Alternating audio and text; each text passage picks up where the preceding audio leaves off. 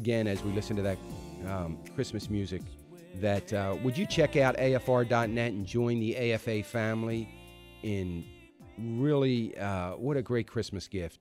The gift of the gospel of Jesus Christ and a life-changing experience, not only impacting one's eternal life, but impacting their ability to live and survive in the impoverished areas in which they live. And check out Gospel for Asia.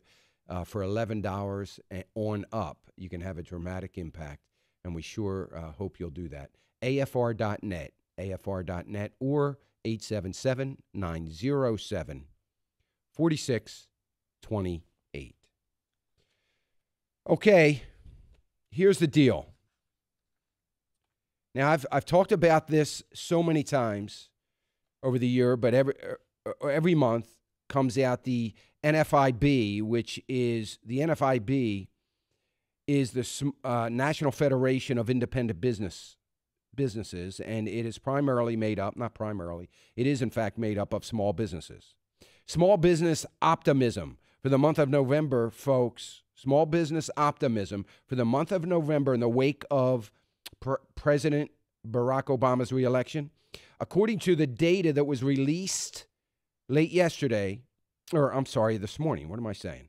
An index from the National Federation of Independent Businesses that tracks sentiment on small business firms fell's not a good word, plunged 5.6 points, 5.6 points to 87.5. The survey found that 49% of small business owners expect future business conditions to be worse than current conditions. And I don't have to tell you that current conditions aren't so hot. And they're expecting that future conditions, 2013, to only be worse.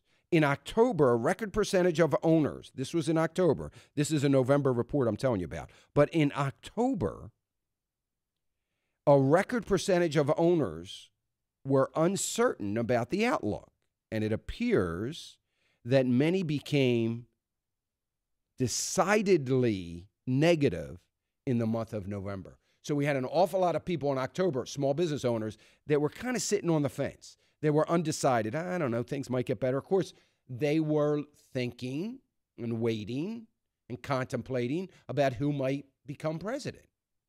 So they weren't overwhelmingly negative because they felt like leading up to the election there was a ray of hope. That ray of hope has disappeared. And look, they come to the conclusion, according to another article that was written in MarketWatch, saying that Washington, this is a quote, Washington does not have the needs of small businesses in mind, end quote. That's what the chief economist, Bill Druckenberg, for the NFIB said. He also says that, quote, between the looming fiscal cliff, the promise of higher health care costs, and the endless onslaught of new regulation, owners have found themselves in a state of pessimism.